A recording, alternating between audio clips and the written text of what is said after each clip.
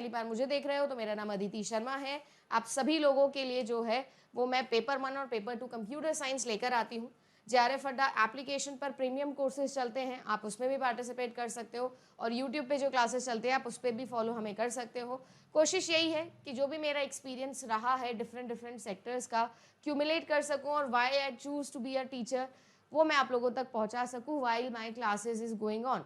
Classes के अंदर आपको पता लग जाए कि मोटिवेशन लेवल से कि why I left so many jobs and I choose to be a educator and that to on online platform, not a traditional form of teaching, right. तो उम्मीद करती हूँ कि आप सभी लोग ऐसे ही साथ में बने रहेंगे।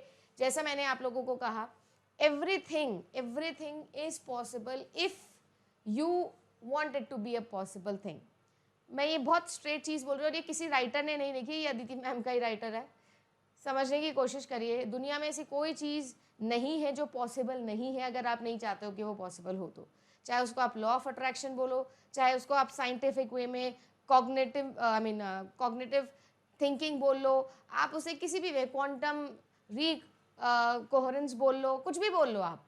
ये सारी रूल, सारे साइंस, सारी फिलॉसफी एक ही चीज़ बोलती है। आप नहीं चाहते हो ना करना तो नहीं होगा, और आप चाहते हो करना तो हो जाएगा। कितने समय में लगेगा वो नहीं पता। कल इंस्टाग्राम पे भी मैंने आपको ये चीज़ बोली थी, it's all about giving time two things. तो बस वैसे ही प्यार से, बहुत मेहनत से जेआरएफ अड्डा प्रीमियम कोर्सेज बनाए हैं। लाइव रिकॉर्डेड क्लासेस दोनों मिलती है आपको इसके अंदर। रियल लाइफ एग्जाम्पल से कोशिश करते हैं कि प्रीवियस ईयर एनालिसिस के बिहाफ पर पूरा का पूरा कलेक्शन दें। एग्जाम्पल्स के साथ में टेस्ट सीरीज भी इंपॉर्टेंट होती है, वो भी मिल जाती है। हर 15 दिन में एक काउंसलिंग सेशन होता है और आप सभी लोगों के लिए डेली जो है वो स्टडी मटेरियल भी आता है। ऑफलाइन आना चाहते हो ऑफलाइन आ सकते हो।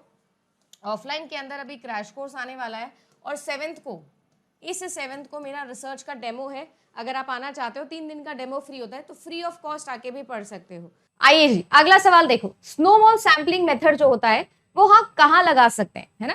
Can be employed in historical, ethnographic, content analysis या नरेटिव एनालिसिस। ये जो टॉपिक है ये आप लोगों के types of research plus types of sampling का एक इंटीग्रेटेड प्रश्न बनाया है मैंने। दोनों का मिक्स है ये कि कौन से टाइप के रिसर्च में हम कौन से टाइप की सैम्पलिंग लगा सकते हैं।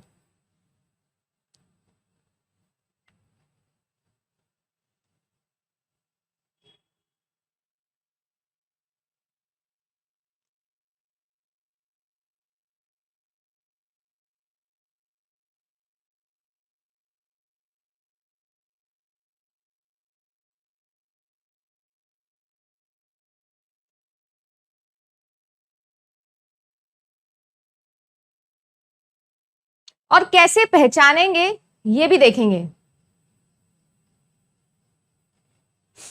देखो, सबसे पहली बात तो हम लोग बात करें अगर मैम, तो ये आपका जो स्नोबॉल सैम्पलिंग होता है ये होता है नॉन प्रोबेबिलिस्टिक सैम्पलिंग।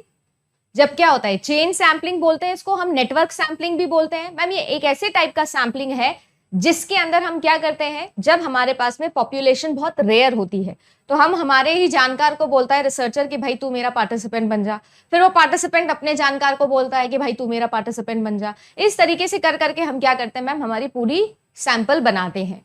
अब यहां पर इसमें खास बात यह है कि पहली बात तो पॉपुलेशन रेयर होती है, हमारे पास में बायस्ड ओपिनियन आती है क्योंकि भाई नॉन प्रोबेबिलिस्टिक है तो बायस्ड होगा, नॉन रैंडम होगा। एंड देन आप लोगों के लिए यहां पर आपको पहचाना जाएगा। तो मैम ये क्या है, क्वालिटेटिव, ध्यान दीजिए क्वालिटेटिव है मैम। और मैंने आपको हमेशा से यही चीज सिखाई है, कभी भी टाइप ऑफ रिसर्च का सवाल आए तो आधा क्वेश्चन, क्या आधे से ज्यादा क्वेश्चन तो तभी खत्म है जहां क्वालिटेटिव और क्वांटिटेटिव का गेम आ जाएगा। अब जल्दी से पहचानो यहां पर कौन कौन सा क्वालिटेटिव है और बेस्ट क्वालिटेटिव इनमें से कौन सा है। अगर बस ये पहचान लिए ना कि इनमें से बेस्ट क्वालिटेटिव रिसर्च कौन सी है, तो मेरे हिसाब से आधा काम तो बिल्कुल सही, बहुत बढ़िया, सभी बच्चों ने सही उत्तर दिया है। एथोनोग्राफिक रिसर्च मैम वो वाली रिसर्च जिसके अंदर हम ऑलरेडी क्या करते हैं, हम ग्रुपिज्म फैलाते हैं, है ना, हम कल्चरल ग्रुप्स बनाते हैं और उनको स्टडी करते हैं। और ये जान पहचान से ही होगा मैम, बिना जान पहचान के काम नहीं चलेगा। बोलो भाई, अपनी वाली ट्रिक लगाई क्या, है ना, अपनी वाली ट्रिक लगाई, डन, बहुत बढ़िया। चलिए जी, आ जाए नेक्स्ट पे चले, आइए नेक्स्ट पे चलते हैं। नेक्स्ट पे चल तो सकते हैं, पर थोड़ा सा ऑप्शन कट हो गया है, कोई बात नहीं है, मैं ऑप्शन दोबारा से लिख देती हूं, क्या ऑप्शन थे।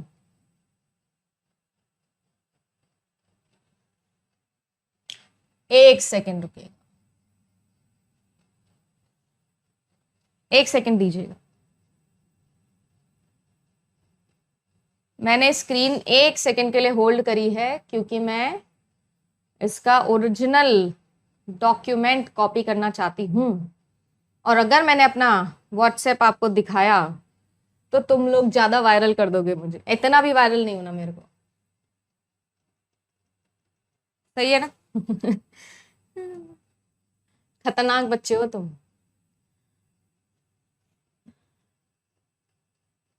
मेरे को पढ़ाने के लिए ही वायरल होना है और किसी रीजन से नहीं होना।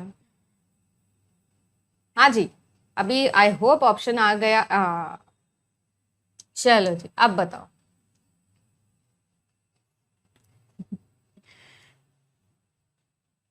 देखो क्या कह रहा है, आपसे ये कह रहा है प्रिंसिपल कंपोनेंट ऑफ सीपीयू। देखो ये क्वेश्चन मैं आपको ढेरों बारी करवा चुकी हूँ, मतलब हमने इतनी बारी ये क्वेश्चन डिस्कस किया है कि मैम हमारे लिए क्वेश्चन कोई बड़ी बात नहीं है, बट जैसे मैंने आज कहा आर या पार की लड़ाई है, तो मैं आपको इंपॉर्टेंट टॉपिक्स दोबारा से आपके दिमाग में डालना चाहती हूँ। तो जब मैं बात करती हूँ तो देखो आप लोगों का सीपीयू बहुत जरूरी टॉपिक है, और ये तो चलो बेसिक सा सवाल है, पर हमारे साथ बताऊँ क्या प्रॉब्लम होती है, हम इजी जो गलतियां होती है ना, इजी वाली वो ज्यादा करके आते हैं, सिली मिस्टेक ज्यादा होती है। आप इमेजिन कर सकते हो कि मैं अपने जो गवर्नमेंट जॉब अभी मैं कर रही हूँ उसके एग्जाम के अंदर मैं हेक्साडेसिमल का प्रश्न गलत करके आई थी, हेक्साडेसिमल का, इमेजिन मैं, है ना, मुझे लगता है मैं बहुत सारी चीजें गलत कर सकती हूँ बट ये तो नहीं कर सकती, बट मैं वो करके आई थी। वही जल्दीबाजी, सुबह से 2 पेपर हो चुके थे, थक गई थी, मन नहीं था, लगा दिया, कुछ भी गोला मार दिया, फिर मारने के बाद रियलाइज ओ माय गॉड ये तो हेक्साडेसिमल था, मैं डेसिमल टिक करके आ गई। सही है, तो इसीलिए इंपॉर्टेंट है। वैसे आप लोग जानते हो कि मैम जो आप लोगों का सीपीयू होता है, कुछ इंपॉर्टेंट बातें हैं जो याद रखेंगे हमारे पास में। वैसे तो हमको पता ही है सीपीयू है तो सीपीयू के पास कंट्रोल यूनिट है, अर्थमेटिक लॉजिक यूनिट है, सही है, और रजिस्टर्स हैं, सभी लोग जानते हैं। ये जो आप लोगों का सीपीयू है इसके अंदर मेमोरी रखने का आइडिया था स्टोर्ड प्रोग्राम आर्किटेक्चर, किसने दिया था? वॉन न्यूमैन सर ने दिया था, जो कि फादर ऑफ कंप्यूटर आर्किटेक्चर कहलाते हैं। सर वॉन न्यूमैन को ही फादर ऑफ मेमोरी हायरार्की भी कहा जाता है, जिसमें इन्होंने बताया कि सीपीयू के पास में जो है वो सबसे पास में सबसे तेज मेमोरी रखी जाएगी जो सबसे छोटी होगी, और सबसे दूर रखी जाएगी आपकी हार्ड डिस्क ड्राइव जो सबसे बड़ी मेमोरी होगी। समझ गए? ये मेमोरी हायरार्की भी किसने दी? इन्हीं ने दी थी, वॉन न्यूमैन सर ने। अब आपसे पूछा जाता है कि जो आपका ये सीपीयू है इसको बनाने के लिए, देखो इंटेल जैसी कंपनी का नाम आपने अगर सुना हो, बड़ा फेमस है। ये जो मैम सीपीयू है इसको हम प्रोसेसिंग यूनिट भी बोलते हैं ना। ये जो प्रोसेसिंग यूनिट है, अगर मुझे इसकी कैपेसिटी पता करनी है, मुझे इसकी ताकत पता करनी है, तो ये जो ताकत है ये कैसे पता करें मैम? देखो ये जो ताकत है ये आप पता कर सकते हो कैसे? आप इसकी क्लॉक फ्रीक्वेंसी को नाप के, क्या बोला? क्लॉक फ्रीक्वेंसी, मतलब सीसी भी बोलते हैं, क्लॉक साइकिल्स। आप इसको फ्रीक्वेंसी से मेजर कर सकते हो। फ्रीक्वेंसी मतलब मैम ये पर यूनिट टाइम कितने इंस्ट्रक्शंस को एग्जीक्यूट करता है। आपने सुना होगा ना, मिलियन इंस्ट्रक्शंस पर सेकेंड, MIPS के अंदर आप इसकी पावर को क्या कर सकते हो? नाप सकते हो, माप सकते हो, मिलियन इंस्ट्रक्शंस पर सेकेंड के अंदर। याद रहेगा, क्लॉक फ्रीक्वेंसी या फिर क्लॉक साइकिल्स से बोला जाता है। अच्छा, सीपीयू जो होता है आप लोगों का वो मिलियन इंस्ट्रक्शंस पर सेकेंड, चलो मैम ये तो समझ में आ गया, क्लॉक फ्रीक्वेंसी भी समझ में आ गई। सीपीयू या प्रोसेसिंग यूनिट से जुड़ी हुई एक और चीज है जो आपसे एग्जाम में पूछी जाएगी, वो है आप लोगों का थ्रूपुट, या फिर एक और चीज जो कि है आप लोगों की बैंडविड्थ, BW, इसकी फुल फॉर्म होती है बैंडविड्थ। मैम क्या डिफरेंस है? डिजिटल लिटरेसी ज्यादा है यहाँ पर, हम स्मार्टफोन्स बड़े अच्छे से यूज करते हैं। अगर आप देखोगे किसी रूरल एरिया के अंदर जाके छोटे से, जैसे मुझे आज तक याद है, मैं एग्जाम्पल भी देती हूँ हर बार, पिछले से पिछले बैच में जो मेरा लास्ट बैच था जहां मैं पहले पढ़ाती थी, जो मेरा लास्ट बैच था उसमें पूनम नाम की एक बच्ची थी जिसकी ऑल इंडिया ज्योग्राफी के अंदर सेकंड रैंक भी आई थी, हाईएस्ट 100% आई थी उसकी। उसने वो जो थी वो राजस्थान के गांव से है, छोटी सी ढानी से है। और वो बताती थी कि मैम हमारे पास तो फोन वोन भी बड़ी मुश्किल से, पूरे गांव के अंदर एक फोन होता था, ऐसा वाला सीन था। एक और थी, यूपी से थी, मैं नाम भूल, नेहा नाम था उसका, उसके भी ऐसा ही था। अब वो आईसीटी पढ़ा रही है अपने गांव के अंदर। तो मतलब समझ रहे हैं वो क्या है, वो है आपका डिजिटल डिवाइड, कि सारे रिसोर्सेज सभी को मिलने चाहिए। नेट न्यूट्रलिटी इंटरनेट सर्विसेज के ऊपर खास तौर पे ध्यान देता है, याद रखेंगे ये चीजें, वेरी इंपॉर्टेंट। आगे चलिएगा, अगला सवाल देखेंगे। They cannot both be true together but both can be false. दोनों एक साथ ट्रू नहीं हो सकते बट एक साथ फॉल्स हो सकते हैं। ऐसा कौन होता है, पहचानिए। और AEIOU बोला था, है ना मैम? या तो कॉन्ट्ररी होगा या तो सब कॉन्ट्ररी होगा, याद करिए, बोलो, याद करो ये क्वेश्चन। मैम ऑल और नो ये कभी भी एक साथ ट्रू नहीं हो सकते, बट ये एक साथ फॉल्स हो सकते हैं। आप बात ही मत करिए, है ना भाई, बात ही मत करो, दोनों एक साथ फॉल्स कर दो। यानी आप लोगों का कॉन्ट्रेरी किस किस के बीच में होता है? ऑल और नो के बीच में होता है। यानी करेक्ट आंसर आप लोगों का ऑप्शन नंबर ए होना चाहिए था। क्या ए है हमारा आंसर? यस। अगर यही चीज मैं आप लोगों को बोलूं कि सब कॉन्ट्रेरी के लिए क्या होगी, थोड़ा बताएंगे भाई? सब कॉन्ट्रेरी के लिए, मैम सब कॉन्ट्रेरी के लिए ये चीज कैसे जाएगी? ये चीज ऐसे जाएगी कि आप सभी लोगों के लिए ये दोनों एक साथ क्या हो सकते हैं? ट्रू हो सकते हैं, बट एक साथ फॉल्स नहीं हो सकते। जो कॉन्ट्रेरी बोलता है ना, सब कॉन्ट्रेरी उसका उल्टा करता है, सिंपल। अगला सवाल देखें।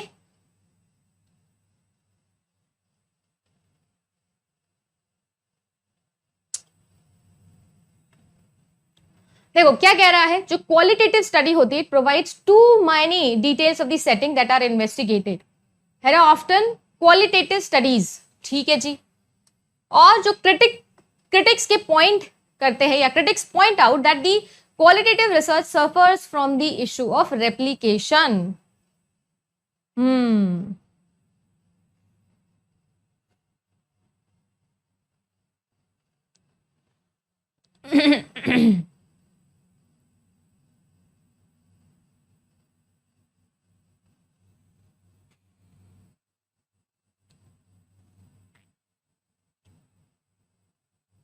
ऑप्शन नंबर ए आंसर आ रहा है, बहुत ही बढ़िया, दोनों ही बातें बिल्कुल सही लिखी है। जो क्वालिटेटिव स्टडी होती है उसके अंदर हम क्या करते हैं, मैं मीनिंग ओरिएंटेड काम करते हैं, हम हर सिचुएशन बहुत डिटेल में समझते हैं, क्योंकि हमें नई नॉलेज क्रिएट करनी है, थ्योरी जनरेट करना, इंडक्टिव वे है, सैंपल साइज छोटी होती है पर बहुत ज्यादा डिटेल में हम उसे पढ़ते हैं, और इसी वजह से जो रेप्लिकेशन है उसका इशू आ जाता है ना।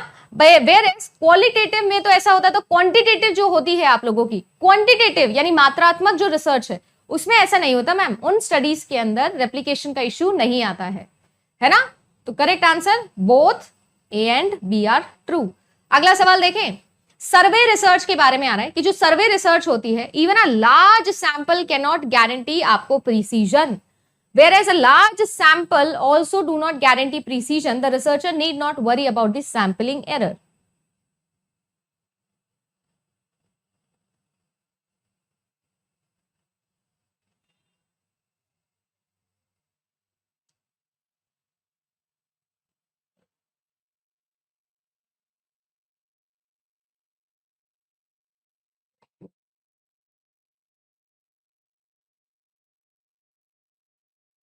चलिए देखो मैम कह रहा है कि सर्वे रिसर्च, पहली बात तो जो सर्वे रिसर्च है वो आप लोगों की क्वांटिटेटिव रिसर्च होती है, डिस्क्रिप्टिव का क्वांटिटेटिव फॉर्म है सर्वे रिसर्च। सर्वे रिसर्च के अंदर अगर बहुत बड़ी सैंपल भी है तो हमारे पास में प्रीसीजन आएगा, एक्यूरेटली काम होगा, इसकी कोई गारंटी है क्या? मैम कोई गारंटी नहीं है, तो बात तो सही लिखे, it can not guarantee the precision वाला चीज। बट अगर ये कह रहे हैं कि large samples also do not guarantee greater precision, इसीलिए रिसर्चर जो है उसे सैम्पलिंग एरर के बारे में कोई भी चिंता करने की जरूरत नहीं है भाई, ये कोई बात नहीं। सैम्पलिंग एरर का मतलब ये है कि आपके पॉपुलेशन के करेक्ट रिप्रेजेंटेटिव आपने सैंपल में नहीं चुने। अगर आपका सैम्पलिंग एरर आ रहा है तो प्रीसीजन छोड़ो, एक्यूरेसी भी नहीं आएगी, काम ही नहीं होगा, आंसर ही ठीक नहीं आएगा। यानी कि आप लोगों का ये स्टेटमेंट नंबर 2 कैसा है? गलत है। बहुत ही बढ़िया सवाल है ये, ठीक है ना। अभी आप मेरे साथ कर रहे हो, इसीलिए हम आपस में डिस्कस करके जल्दी से आंसर निकाल रहे, बट जब आप अकेले में बैठोगे, सोलो परफॉर्मेंस दोगे ना एग्जाम के अंदर जाके, तो बेटा थोड़ा सा ऊपर नीचे होगा ये चीजें। इसीलिए मैं कह रही हूं इंपॉर्टेंट है। तो आज जो टॉपिक्स दे रही हूं, इन टॉपिक्स को दोबारा से रिवाइज कर लेना। एग्जाम के अंदर सोलो परफॉर्मेंस देनी, डुएट नहीं करेंगे आप और मैं। तो सोलो परफॉर्मेंस में ऐसे इश्यूज आएंगे, घबराना नहीं है, थोड़ा शांति से पेशेंस के साथ में सोचना टिक करने से पहले। चैटबॉट जो है वो डिजिटल इंटेलिजेंस का एक एग्जाम्पल है, और अमेजॉन का जो एलेक्सा या एप्पल की जो सीरी है, ये आर्टिफिशियल इंटेलिजेंस का एग्जाम्पल है। ये पूछा जा रहा है।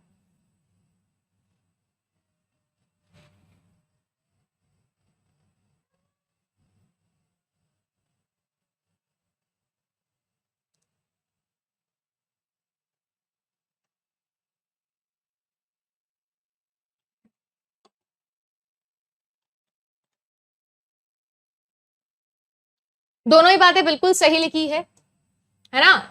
एलेक्सा हो गया या सीरी हो गया, ये क्या है? ये वर्चुअल असिस्टेंट है ना जी, वर्चुअल असिस्टेंट। और ये जो वर्चुअल असिस्टेंट है या असिस्टेंट्स है, ये क्या करते हैं? ये आर्टिफिशियल इंटेलिजेंस टेक्नोलॉजी का ही यूज कर रहे हैं। आपकी वॉइस रिकॉग्नाइज करते हैं ये, है ना, फिर उसको समझते हैं, डिकोड करते हैं, और फिर आप लोगों को रिप्लाई बैक करते हैं आप ही की लैंग्वेज के अंदर।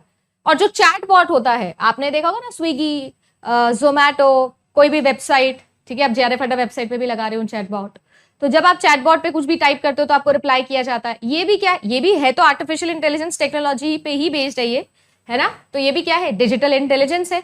डिजिटल इंटेलिजेंस का मतलब ही क्या है? Artificial intelligence. सही है ना। तो दोनों ही बातें बिल्कुल ठीक लिखी हुई है। बोलिए जी, सही।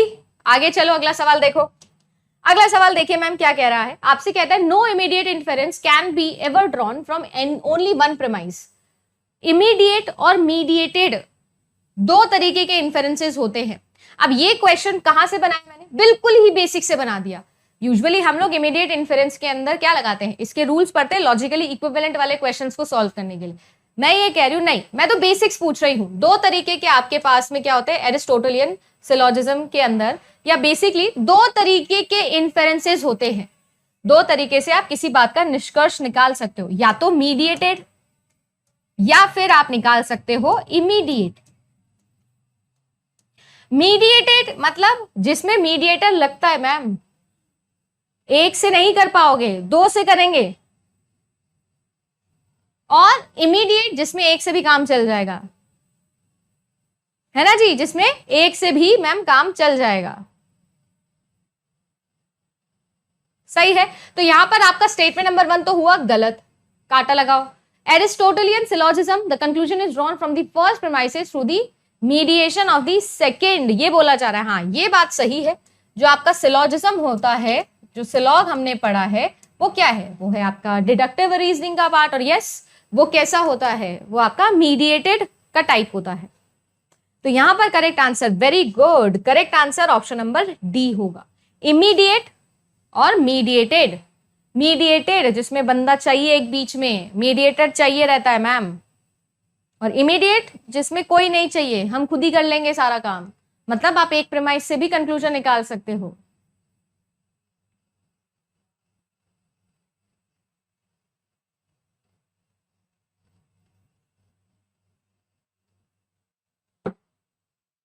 आगे चलिए, अगला सवाल देखिए।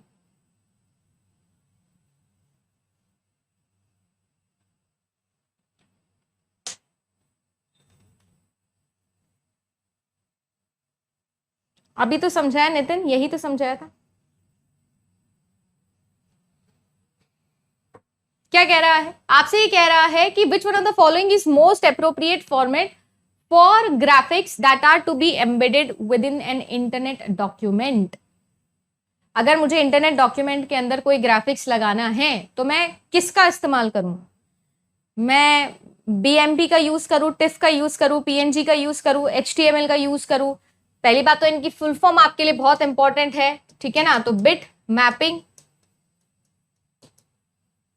सही है। टिफ की क्या होती है? टैग्ड इमेज फाइल फॉर्मेट ठीक है, पीएनजी की होती है पोर्टेबल नेटवर्क ग्राफिक्स, और HTML की क्या होती है, ये तो मैम सिंपल सी है, हाइपर टेक्स्ट मार्कअप लैंग्वेज, जो कि एक प्रकार की मार्कअप या स्क्रिप्टिंग लैंग्वेज है।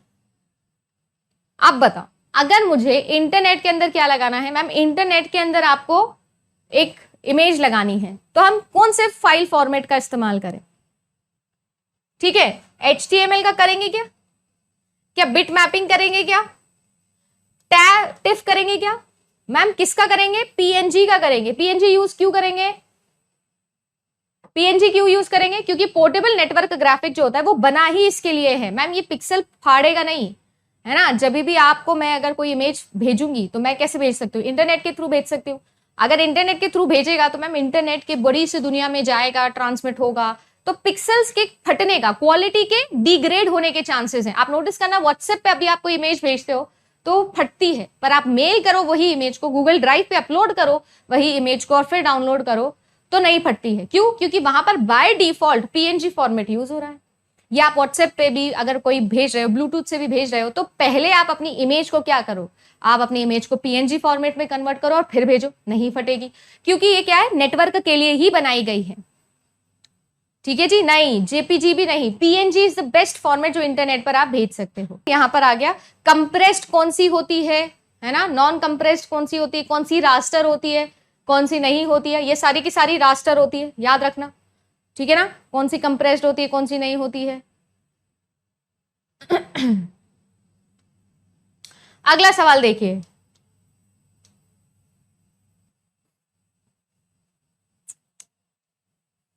चलिए ये क्वेश्चन तो हमने कई बार किया है, मतलब इस फॉर्मेट में कई बार किया, कल भी करवाया था मैंने आपको मैराथन में ये सवाल इस फॉर्मेट का कि फिलिंग द ब्लैंक करना है। मोबाइल फोन्स के अंदर बिल्ड इन क्या होता है to record sound? Sound is an input dash format converted into dash format in the phones memory. अब आपके पास में क्या होगा जिसके अंदर हम लोग साउंड को रिकॉर्ड कर सकते हैं? जाहिर सी बात है मैम, माइक्रोफोन होगा। अरे जब आप फोन करते हो तो आप सामने वाले को बोलते हो हेलो भाई साहब कैसे हो आप, तो हेलो भाई साहब कैसे हो आप, ये जो है ये रिकॉर्ड कैसे हुआ? कोई ना कोई आपके पास में इनपुट डिवाइस होगी। मैम अब देखो, स्पीकर तो इनपुट है नहीं, बाकी सब कोई डिवाइस है नहीं, बचा माइक्रोफोन जो कि इनपुट भी है, खत्म कहानी। तो यहां पर आएगा डी। फिर कहता है कि जो आप लोगों का साउंड है is input in dash format and is converted into dash format which can be stored in the memory। अब क्या है साउंड? क्या है sound? Ma'am real world data है, रियल वर्ल्ड डेटा है ना, रियल वर्ल्ड। ये जो मैं बोल रही हूं ये तरंगे हैं, ट्रांसवर्स वेव है। ट्रांसवर्स वेव होती है ना साउंड, बचपन में पढ़े थे साइंस के अंदर। तो जो साउंड है वो है एनालॉग डेटा। क्या है? एनालॉग। रियल वर्ल्ड डेटा मतलब एनालॉग डेटा वेव फॉर्म के अंदर।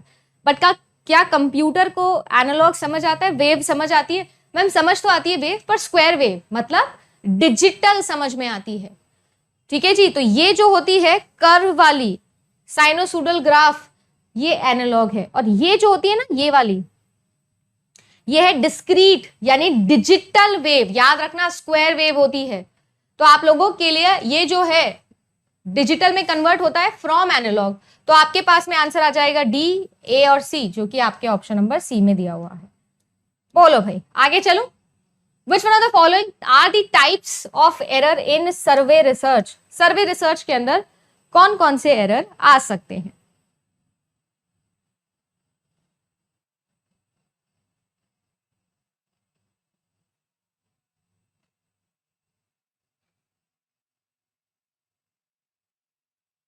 चलिए देखिए भाई बताइए।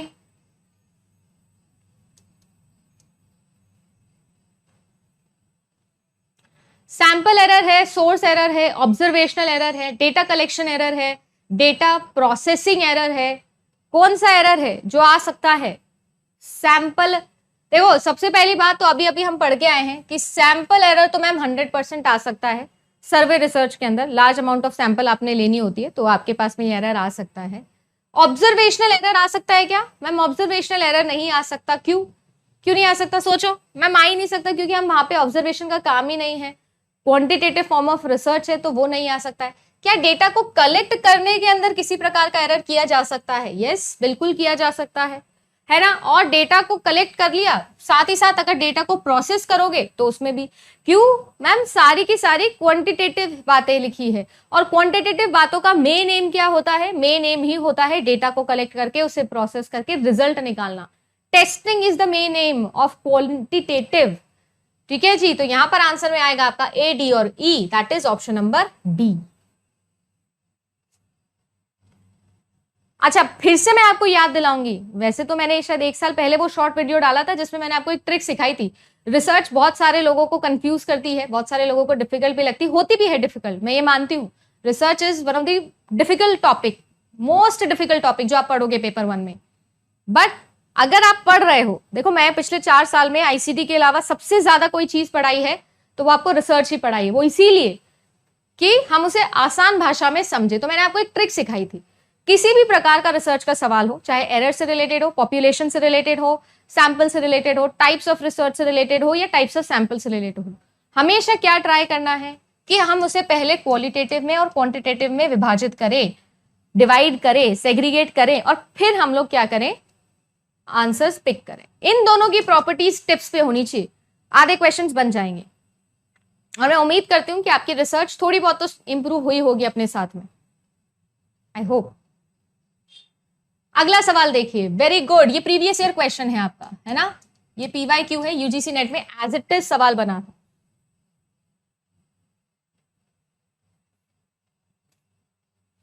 नहीं, सोर्स एरर नहीं होगा।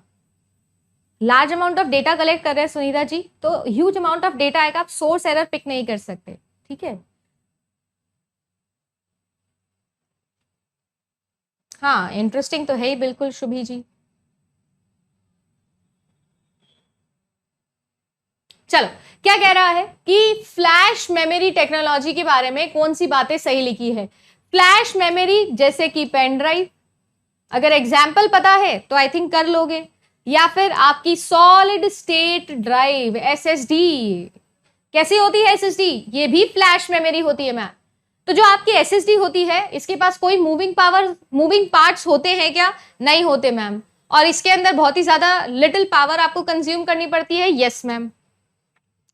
अगर यस है तो आंसर आ गया, और आंसर आ गया तो नंबर आ गया, नंबर आ गया तो मजे हो गए, छुट्टी, पार्टी, एंजॉय।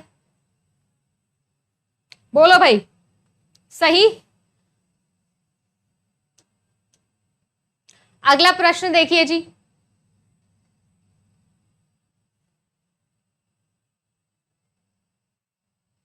रिसर्च एथिक्स के कौन कौन से पार्ट्स हैं, ये पूछा जा रहा है।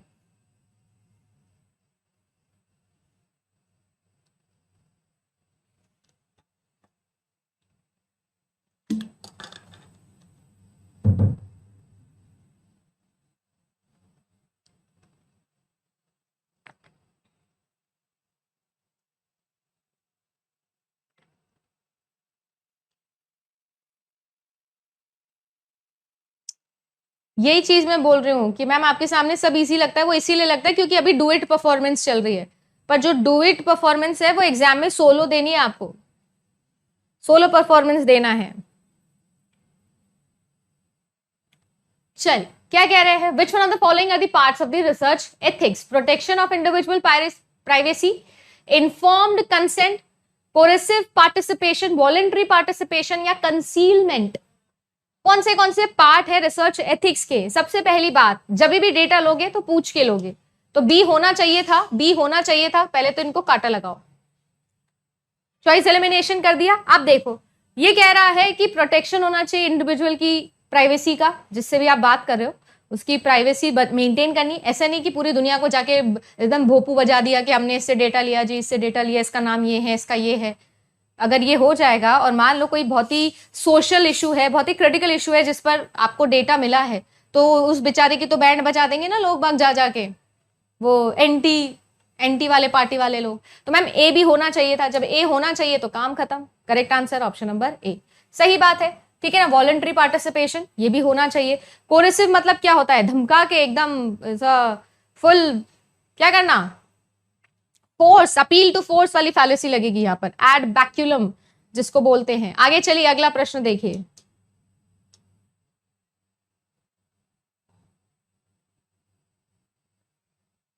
वेब 3.0, कल हमने बात करी थी इसके बारे में, सारी वेब जनरेशंस के बारे में बात करी थी कि कैसे आप लोगों का क्रॉल आएगा, कैसे वॉक आएगा, कैसे रन आएगा। तो यहां पर वही बात है, वेब 3.0 एक interactive web and it's greatest virtue is the democratisation of the content production. मतलब इंडिविजुअल लेवल पे जो कंटेंट है वो बनाने की तो बात समझ में आती है। ये इंटरैक्टिव वेब है, वेब 3.0 ये पूछा जा रहा है। मैम अगर ये ऐसा है तो 2.0 इनमें ही आ गया था इंटरैक्शन, तो सोशल मीडिया वाला टाइम तो वेब 2.0 में ही आ गया था, तो स्टेटमेंट गलत लिखा है। एप्पल का जो सीरी है वो समराइज कर सकता है लार्ज अमाउंट ऑफ इंफॉर्मेशन को into knowledge and useful action for people, जो कि आपके वेब 3.0 का एग्जाम्पल है। बिल्कुल सही बात है ना। आर्टिफिशियल इंटेलिजेंस जैसी चीजें थर्ड वाली जनरेशन से ही आना स्टार्ट हुई थी, है ना। बिल्कुल सही बात ही लिखी हुई है। आगे चलिए अगले प्रश्न पे।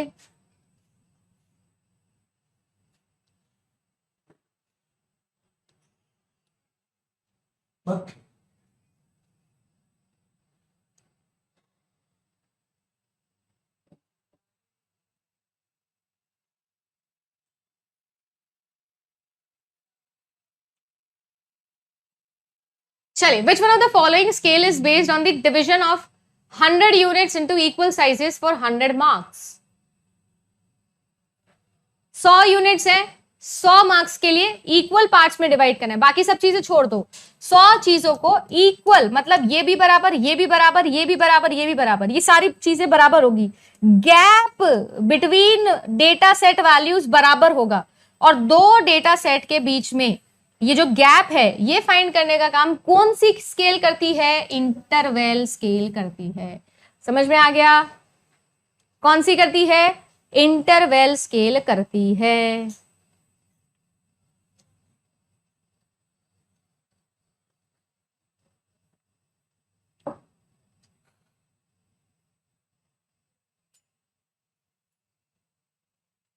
चलिए जी, ठीक है ना। तो correct answer option number D. आगे चलेंगे। इंटरवल स्केल के अंदर क्या लगाते हैं? मीन लगाते हैं, मीडियन लगाते हैं, मोड लगाते हैं, क्या लगाते हैं इंटरवल स्केल के अंदर?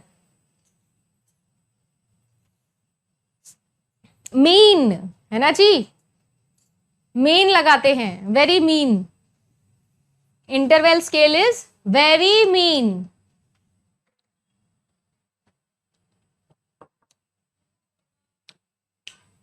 क्या कह रहा है? क्लासिकल लॉजिक के अंदर universal proposition implies the truth of its corresponding particular proposition.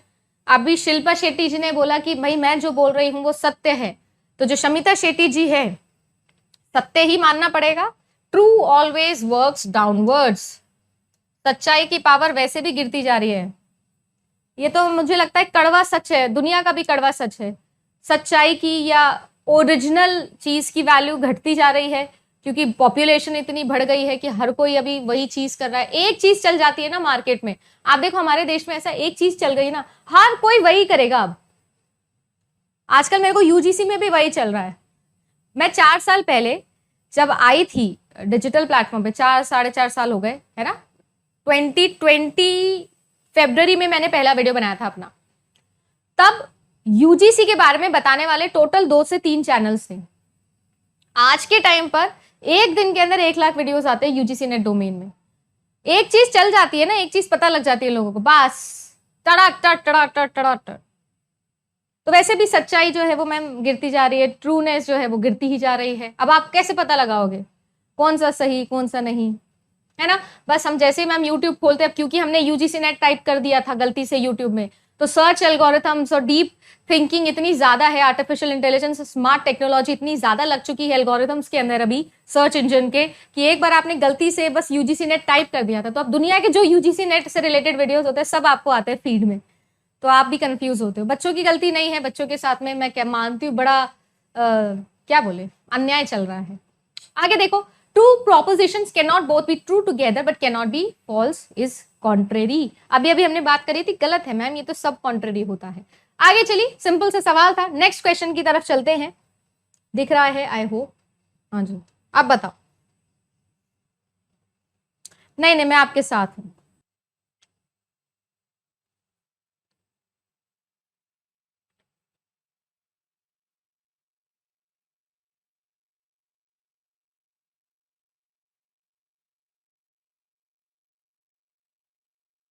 हाँ,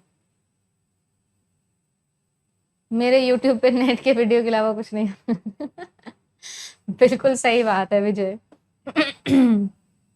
और आधे से ज्यादा लोग तो मतलब पता ही नहीं क्या ही है। अभी मैंने वो एक देखा, बच्चे भी कमेंट सेक्शन में मेरे को लिख रहे कि आप बोलिए इसके बारे में, कुछ बोलते क्यों नहीं अदिति मैम, चुपचाप पढ़ा रहे हो आप अन्याय के खिलाफ लड़े हो, पोस्टपोन करवाओ नेट का एग्जाम। मैंने कहा यार, और फिर अगले दिन वो कोर्स ले आए, पोस्टपोन कराते कराते नेट का ही कोर्स ले आए वो बंदा। अब बताओ, अरे यार क्या है। खैर छोड़ो, आ जाओ। Amar's Amar's college uses a form to collect the data for the new student. ठीक है भाई। The data is use to create the information that can be use by the college, which one of the following statement are true. जब आप लोगों को information collect करनी होती है, जब हम जाते हैं तो एडमिशन फॉर्म्स होते हैं ना, एडमिशन फॉर्म के अंदर सारी की सारी हमारी जानकारी लिखी जाती है। तो आप बताइए, इन्फॉर्मेशन जो है वो रॉ फैक्ट्स होती है क्या मैम? बात ही गलत लिखती है, मेरे को पसंद ही नहीं है, बिल्कुल ही पसंद नहीं आया मेरे को, मैं खेलूं नहीं इसके साथ। काट दूं क्या कि information raw facts and figures होती है? पर मैम देखो, आप ऑप्शन नंबर डी को काट रहे हो पर जल्दीबाजी कर रहे हो। इसने लिखा रॉ फैक्ट्स एंड फिगर है, बट कॉन्टेक्स्ट के साथ में, मीनिंग के साथ में, काटा नहीं लगाना था, टिक लगाना था। तो पहली बात तो ये हटाइए, ये हटाइए, है ना।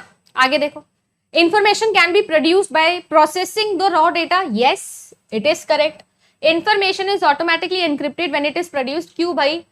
चाचा जी लग रहे कि तुम्हारे एनक्रिप्शन में ऐसे ही अपने आप कौन बोलता है भाई, अपने आप कैसे हो जाएगा ये? सही है, गलत है ये बात? तो correct answer option number B and D. Encrypt करना पड़ता है मैम, एनक्रिप्शन करने के लिए हम लोग लगाते हैं एल्गोरिथम्स, या तो हम लगाते हैं डीईएस, एईएस एल्गोरिथम्स, है ना, सिमेट्रिक या फिर एसिमेट्रिक एनक्रिप्शन हम लोग लगाते हैं। दोनों में क्या डिफरेंस होता है जरा कमेंट सेक्शन में बताइए तो।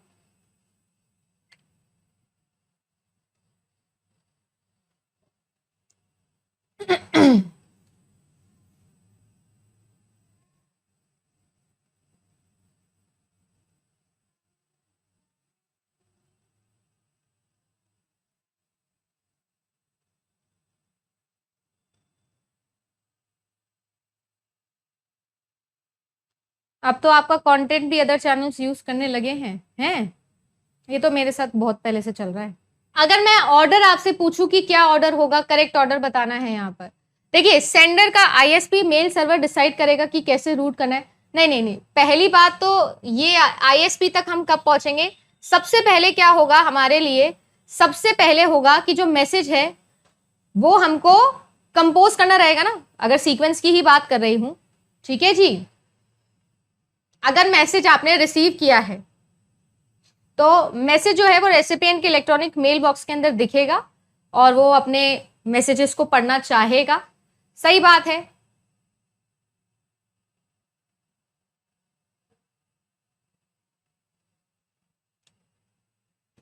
मैसेज रिट्रीव और send to the recipients computer, open करने के लिए।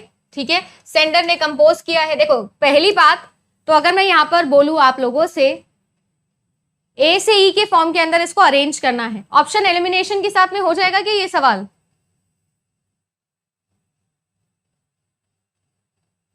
देखो कैसे। सबसे पहली बात तो जो मैसेज है वो क्या किया जाएगा? कंपोज किया जाएगा। कंपोज करने के बाद में हम क्या करेंगे? उसे सेंड करेंगे। तो सबसे पहले आप लोगों का मैसेज जो है वो कंपोज होगा, फिर उसके बाद में सेंड होगा आईएसपी के मेल सर्वर पे। फिर जो आप लोगों का सेंडर है उसका आईएसपी मेल उसको क्या करेगा? घुमाएगा, जहां भी भेजना है भेजेगा। फिर मैसेज जो है वो रेसिपिएंट के मेल बॉक्स तक पहुंचेगा, मैसेज को वो रीड करेगा और काम खत्म करेगा। यानी करेक्ट आंसर आप लोगों का ऑप्शन नंबर डी, बिल्कुल सही, बिल्कुल ही सही। सही है। नेक्स्ट क्वेश्चन देखिए।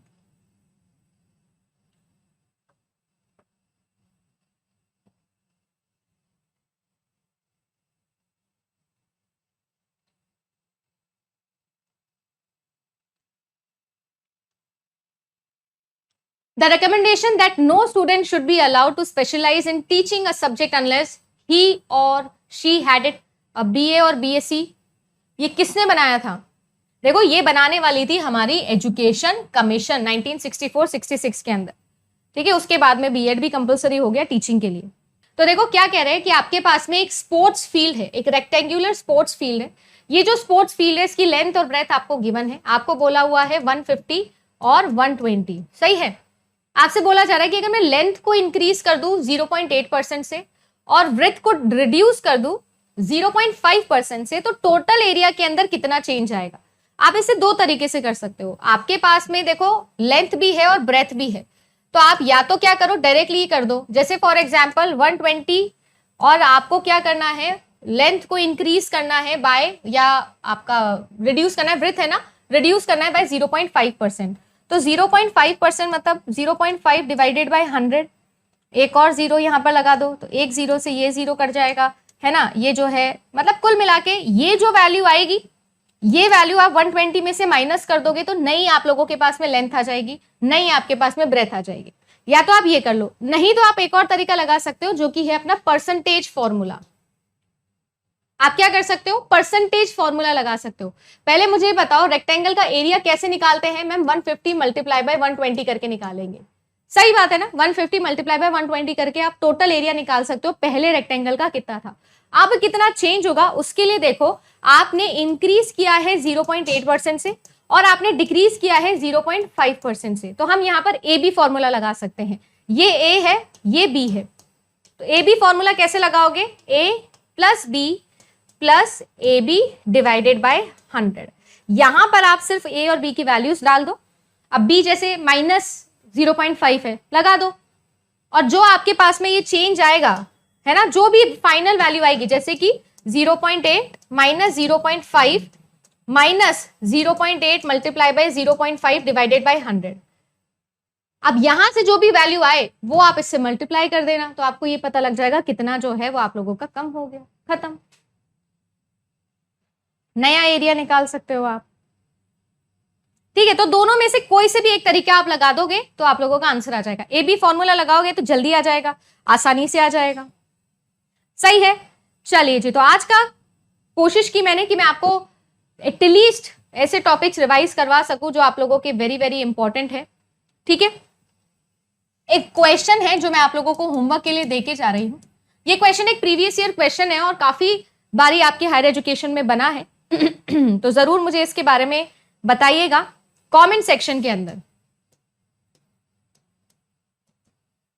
कमेंट सेक्शन के अंदर इसका आंसर जरूर दीजिएगा।